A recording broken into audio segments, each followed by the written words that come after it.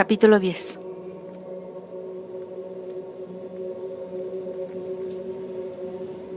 Por la mañana, marcó otro día en el calendario de Rumpelstiltskin y redactó los siguientes versos. Me dediqué a buscar a destajo en 20 años de mi trabajo. ¿Es ese número acertado? El tiempo casi se ha terminado y no puedo dejar de preguntar, ¿a la madre de R debo encontrar? Se dio cuenta de que se estaba apartando de las normas de Rumpelstiltskin. En primer lugar, hacía 2 preguntas en lugar de una. Y además no las formulaba para obtener una simple respuesta afirmativa o negativa como le habían instruido. Pero intuía que si usaba la misma rima infantil que su torturador, lo induciría a pasar por alto la violación de las normas y, tal vez, a contestar con un poco más de claridad. Sabía que necesitaba información para deducir quién le había tendido esa trampa. Mucha más información. No se hacía ilusiones de que Rumpelstiltskin fuera a revelar algún detalle que le indicara con exactitud dónde buscarlo, ni que pudiera proporcionarle al instante una vía hacia un nombre que podría dar a las autoridades, si lograba deducir con qué autoridades debía ponerse en contacto. Ese hombre había planeado su venganza con demasiada precisión para que eso pasara ahora mismo. Pero un analista se considera un científico de lo indirecto y lo oculto. Así que Ricky debería ser un especialista en las cosas escondidas y encubiertas. Y si tenía que averiguar el nombre real de Rumpelstiltskin, debería hacerlo a partir de un desliz que él, por muy intrincados que fueran sus planes, no hubiera previsto. La mujer del Times que tomó el pedido para el anuncio de una columna en portada pareció agradablemente intrigada por el poema. No es habitual, comentó.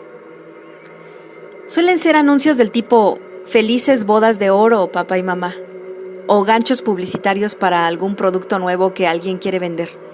Esto parece distinto. ¿Cuál es el motivo?, preguntó.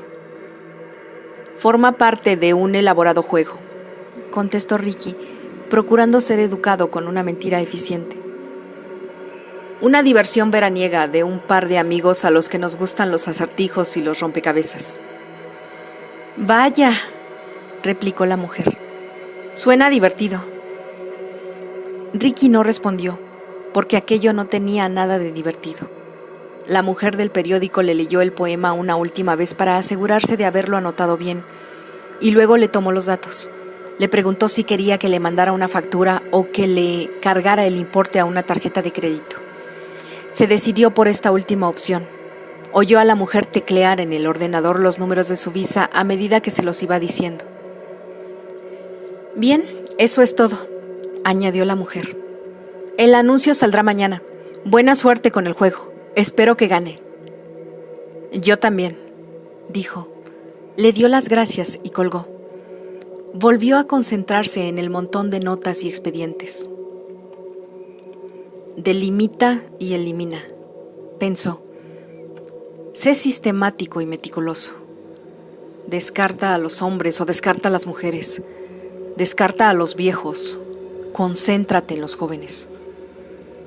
Encuentra la secuencia temporal adecuada. Encuentra la relación correcta. Eso te dará un nombre. Un nombre llevará a otro. Respiraba con fuerza. Se había pasado la vida intentando ayudar a la gente a conocer las fuerzas emocionales que motivaban su comportamiento. Lo que hace un analista es aislar la culpa e intentar traducirla en algo manejable, porque la necesidad de venganza es tan incapacitante como cualquier neurosis. El analista busca que el paciente encuentre un modo de superar esa necesidad y esa cólera. No es inusual que un paciente empiece una terapia manifestando una furia que parece exigir una actuación.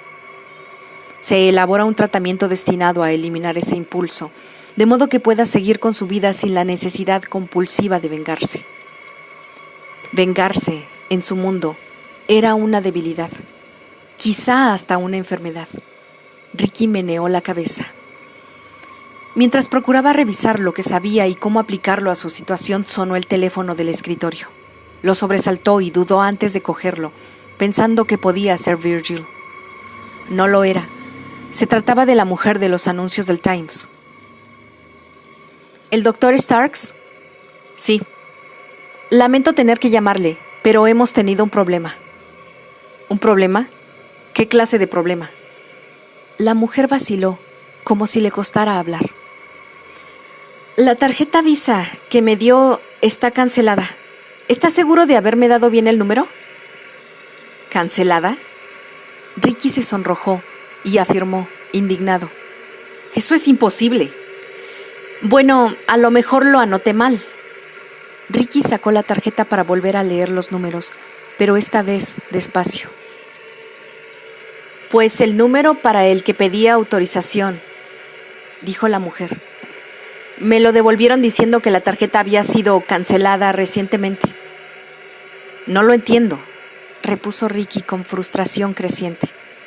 Yo no he cancelado nada y pago todo el saldo cada mes. Las compañías de tarjetas de crédito cometen muchos errores, comentó la mujer, apenada. ¿Tiene otra tarjeta o prefiere que se mande una factura para pagar con un talón? Ricky empezó a sacar otra tarjeta de la cartera, pero se detuvo. Tragó saliva con fuerza. Lamento las molestias, dijo despacio, y de repente le costaba mucho contenerse.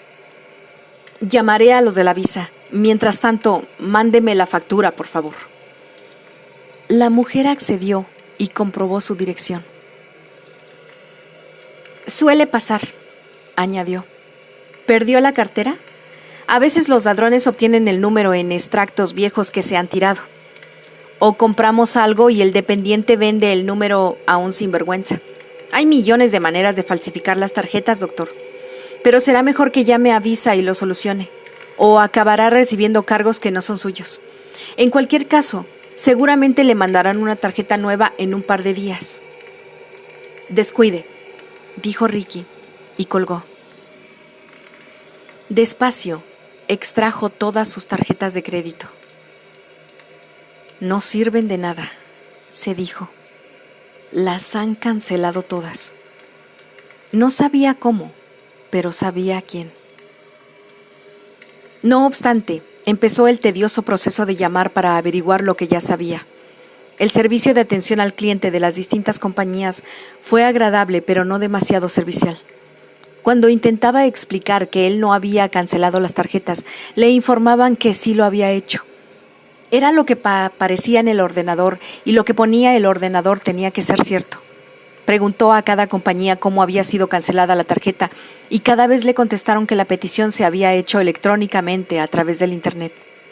Le indicaron, diligentes, que esas operaciones sencillas podían hacerse con unos cuantos golpes de teclado, que era un servicio que el banco ofrecía para facilitar la situación financiera de sus clientes.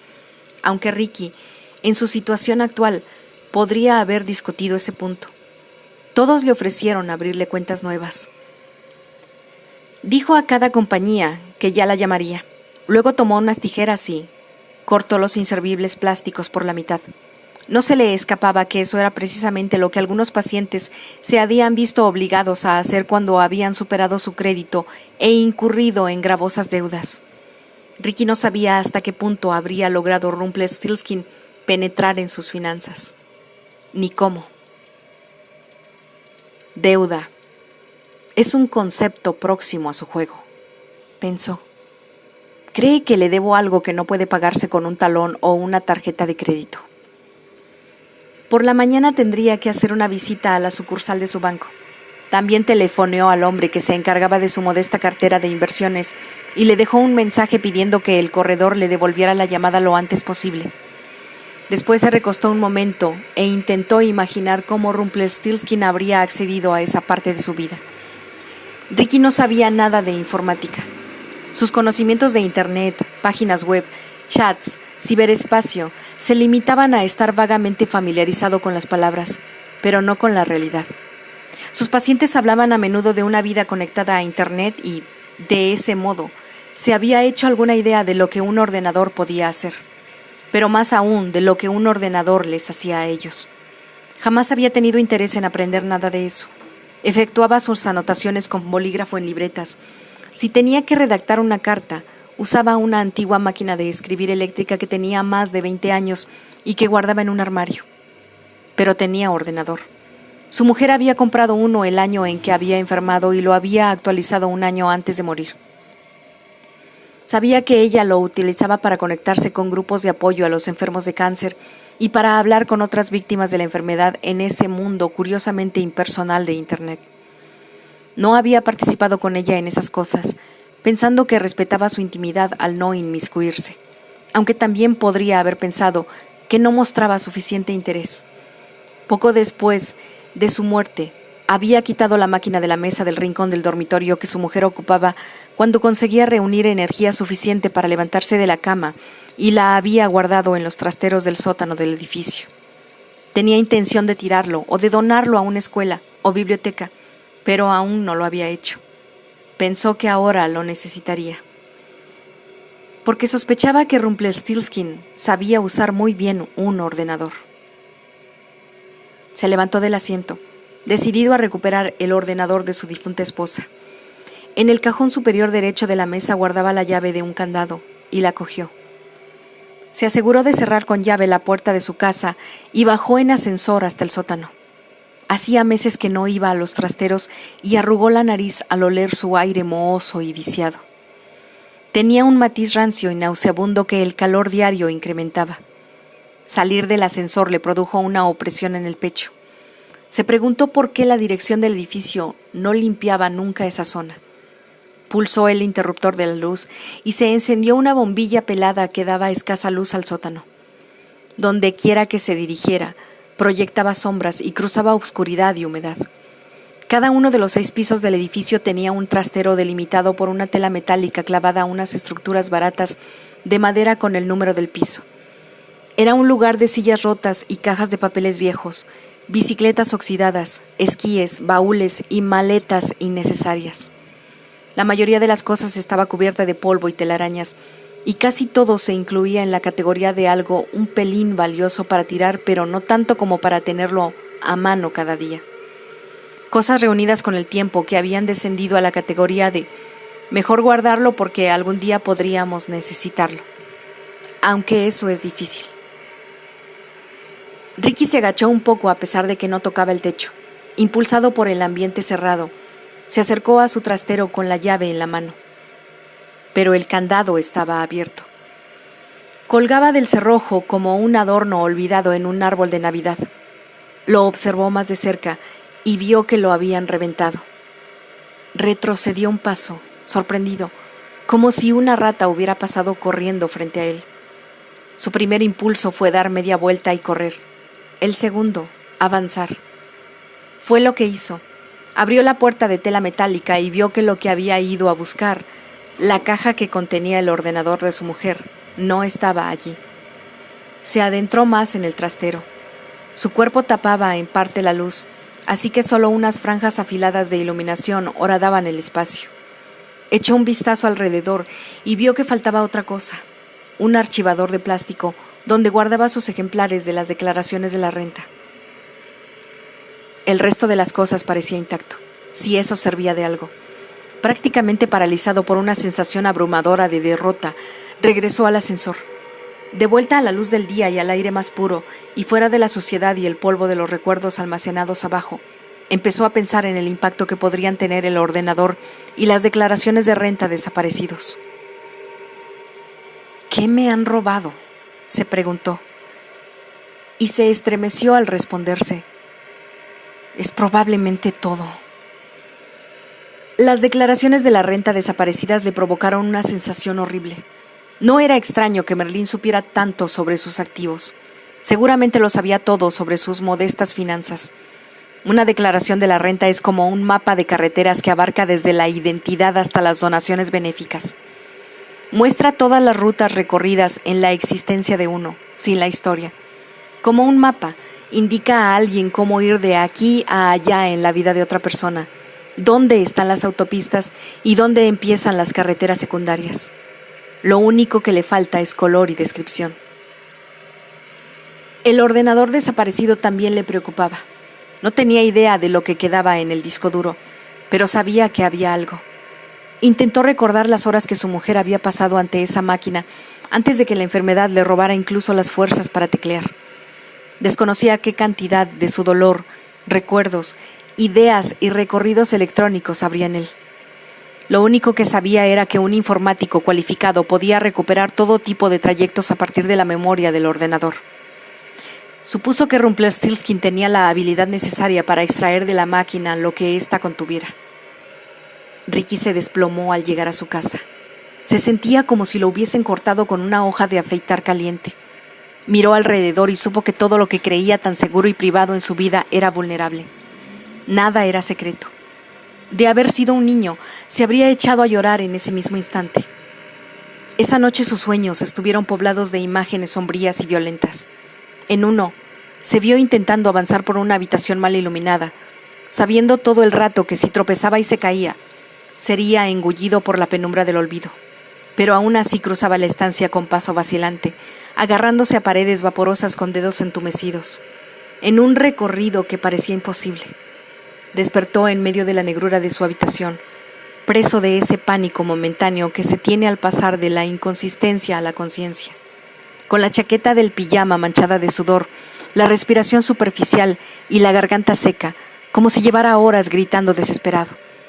Por un instante no estuvo seguro de haber dejado atrás la pesadilla y, hasta que encendió la lámpara de la mesilla y vio el conocido espacio de su habitación, su corazón no empezó a recuperar su ritmo normal. Dejó caer la cabeza de nuevo sobre la almohada, necesitado de reposo y a sabiendas de que no lo obtendría. No le costó interpretar sus sueños. Eran tan malignos como estaba empezando a hacerlo su vida.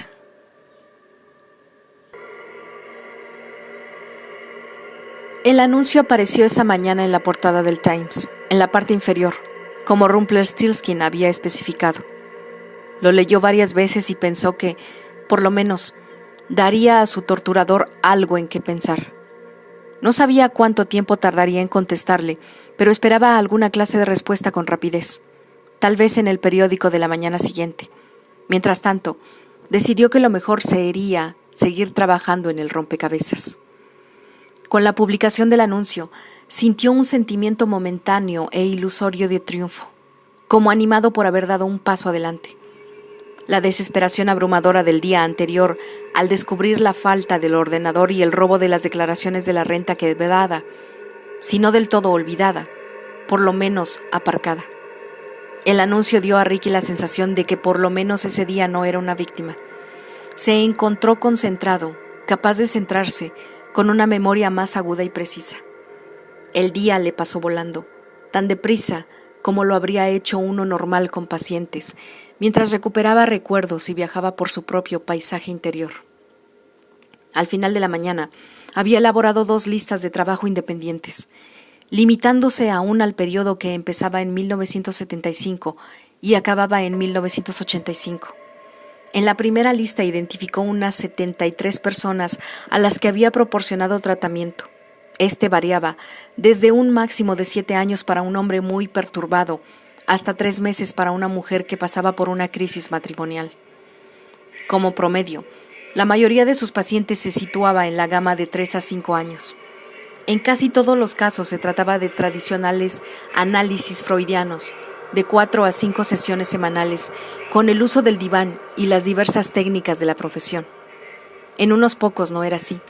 Se trataba de encuentros cara a cara, sesiones más sencillas de conversación, en los que había actuado menos como analista y más como un terapeuta corriente, con opiniones y consejos, que son precisamente las cosas que un analista más se esfuerza en evitar. A mediados de los años 80 había ido dejando esta clase de pacientes para limitarse exclusivamente a la experiencia exhaustiva del psicoanálisis. Sabía que también había varios pacientes, tal vez 2 docenas en esos 10 años, que habían empezado tratamientos y los habían interrumpido. Los motivos para abandonar la terapia eran diversos. Algunos no disponían del dinero o el seguro médico necesarios para pagar las sesiones. Otros se habían visto obligados a mudarse debido a exigencias profesionales o escolares. Unos pocos habían decidido que no recibían suficiente ayuda o que ésta no era lo bastante rápida. O estaban demasiado enfadados con el mundo como para continuar. Eran pocos, pero existían. Integraban su segunda lista, mucho más difícil de elaborar. Se dio cuenta enseguida de que se trataba de una lista más peligrosa. Incluía personas que podían haber transformado su rabia en una obsesión por Ricky y haber transmitido esta después. Ubicó ambas listas en la mesa, frente a él, y pensó que debería empezar el rastreo de nombres. Cuando tuviera la respuesta de Rumpelstiltskin, podría eliminar a varias personas de cada una de ellas y seguir adelante. Toda la mañana había esperado que sonara el teléfono, como una respuesta de su agente de bolsa. Le sorprendía un poco no tener noticias de él, porque en el pasado había manejado siempre el dinero de Ricky con diligencia y seriedad. Marcó el número otra vez y volvió a salirle la secretaria. Pareció algo nerviosa al oír su voz. «Oh, Dr. Starks, el señor Williams estaba a punto de llamarle. Ha habido cierta confusión con su cuenta», aseguró. ¿Confusión? A Ricky se le hizo un nudo en el estómago. ¿Cómo puede confundirse el dinero? Las personas pueden confundirse, los perros pueden confundirse, el dinero no. «Le pasaré con el señor Williams», dijo la secretaria. Tras un breve silencio se oyó en la línea no exactamente conocida pero tampoco irreconocible voz del corredor. Todas las inversiones de Ricky eran conservadoras, fondos mutuos y bonos. Nada arriesgado ni agresivo, solo crecimiento modesto y regular. Tampoco eran demasiado considerables. De todos los profesionales relacionados con el ámbito de la medicina, los psicoanalistas figuraban entre los más limitados en cuanto a lo que podían cobrar y a la cantidad de pacientes que podían atender. No eran como los radiólogos, que tenían 3 pacientes a la misma hora en salas distintas, ni como los anestesistas, que iban de una operación a otra como si de una cadena de montaje se tratara. Los psicoanalistas no solían hacerse ricos, y Ricky no era la excepción. La casa de Cape Cod y el piso eran de propiedad, pero eso era todo. Ningún Mercedes, ningún yate fondeado en Long Island Sound, solo algunas inversiones prudentes destinadas a proporcionarle suficiente dinero para jubilarse. Si alguna vez decidía reducir el volumen de pacientes. Ricky hablaba con su corredor 1 o 2 veces al año, nada más. Siempre había supuesto que era uno de los peces más pequeños de la firma. «Dr. Starks». El agente de bolsa se dejó oír con brusquedad y hablando deprisa. «Disculpe que le haya hecho esperar, pero estábamos intentando resolver un problema». «¿Qué clase de problema?». Ricky parecía tener el estómago contraído. «Bueno, ¿ha abierto usted una cuenta bursátil con uno de estos nuevos corredores de bolsa online? Porque no lo he hecho. En realidad, no sé de qué me está hablando». «Bueno, eso es lo extraño. Al parecer ha habido muchas operaciones de un día en su cuenta». ¿Operaciones de un día? Es contratar operaciones bursátiles con rapidez para intentar mantenerse por delante de las fluctuaciones del mercado.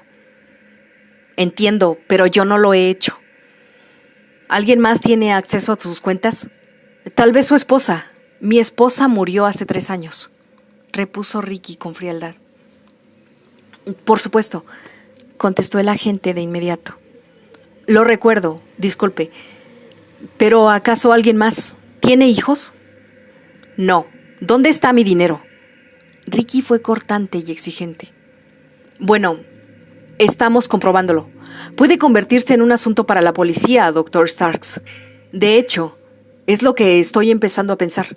Es decir, si alguien logró acceder de modo ilegal a su cuenta, ¿dónde está mi dinero?, insistió Ricky. No puedo afirmarlo con precisión, contestó el agente tras vacilar. Nuestros auditores internos están revisando la cuenta. Lo único que puedo decirle es que ha habido una actividad importante. ¿Qué quiere decir? El dinero estaba ahí. Bueno, no exactamente. Hay literalmente docenas, puede que incluso centenares de contrataciones, transferencias, ventas, inversiones. ¿Dónde está ahora? Una serie de transacciones complicadas y agresivas, prosiguió el corredor. No está contestando a mi pregunta, se quejó Ricky con exasperación. Mi dinero, mi plan de jubilación, mis fondos en efectivo. Estamos comprobándolo. He puesto a mis mejores hombres a trabajar en ello. Nuestro jefe de seguridad lo llamará en cuanto hayan hecho algún progreso. No puedo creer que con toda esta actividad nadie haya detectado nada extraño. Pero mi dinero, ahora mismo no hay dinero, indicó el agente lentamente. O por lo menos no lo encontramos. No es posible. Ojalá, pero lo es. No se preocupe, doctor Starks. Nuestros investigadores rastrearán las transacciones. Llegaremos al fondo de esto. Y sus cuentas, o parte de ellas, están aseguradas. Al final lo arreglaremos. Solo llevará algo de tiempo y, como le dije, puede que tengamos que involucrar a la policía y a la Comisión de Vigilancia del Mercado de Valores porque, por lo que me dice, cabe suponer algún tipo de robo. ¿Cuánto tiempo? Es verano y tenemos parte del personal de vacaciones. Supongo que un par de semanas, como mucho. Ricky colgó. No disponía de un par de semanas. Al final del día había podido determinar que su única cuenta que no había sido robada y reventada era la cuenta corriente del First Cape Bank de Wellfleet. Era una cuenta destinada solo a facilitar las cosas en verano. Su saldo era de $10,000, dinero que usaba para pagar facturas en el mercado de pescado y la tienda de ultramarinos, la tienda de licores y la ferretería. Con ella pagaba sus herramientas de jardinería y las plantas y semillas. Era dinero para disfrutar de las vacaciones sin problemas. Una cuenta doméstica para el mes que pasaba en la casa de veraneo. Le sorprendió un poco que Rumpelstiltskin no hubiera arremetido también contra esos fondos. Estaba jugando con él, casi como si hubiera dejado en paz esa parte de dinero para burlarse de él. A pesar de eso, pensó que necesitaba encontrar una forma de hacerse con los fondos antes de que desaparecieran también en algún extraño limbo financiero. Llamó al director del First Cape Bank y le dijo que iba a cerrar la cuenta y quería retirar el saldo en efectivo. El director le informó que tendría que estar presente para esa transacción. Ricky deseó que las demás instituciones que manejaban su dinero hubieran seguido la misma política. Explicó al director que había tenido algunos problemas con otras cuentas y que era importante que nadie, excepto él, tuviera acceso al dinero. El director se ofreció a librar un cheque bancario, que guardaría personalmente hasta la llegada de Ricky. Ahora el problema era cómo ir hasta allí. Olvidado en el escritorio, había un billete de avión abierto a la guardia a Jennings, Massachusetts. Se preguntó si la reserva seguiría operativa. Abrió la cartera y contó unos $300 en efectivo.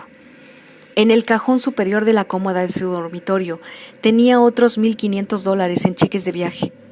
Era un anacronismo. En estos tiempos en los que el dinero en efectivo podía obtenerse al instante en los cajeros automáticos que pululaban por todas partes, la idea de que alguien guardara cheques de viaje para emergencias era arcaica.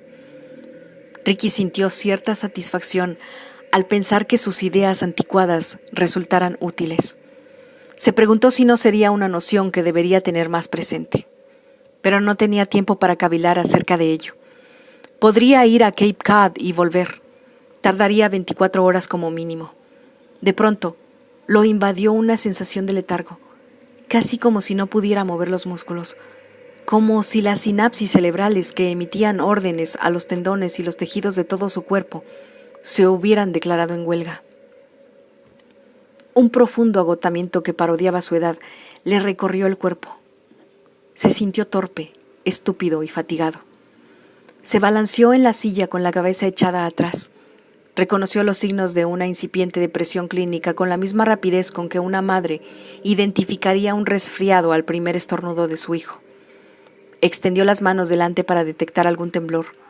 Su pulso seguía firme. ¿Durante cuánto tiempo más?, se preguntó.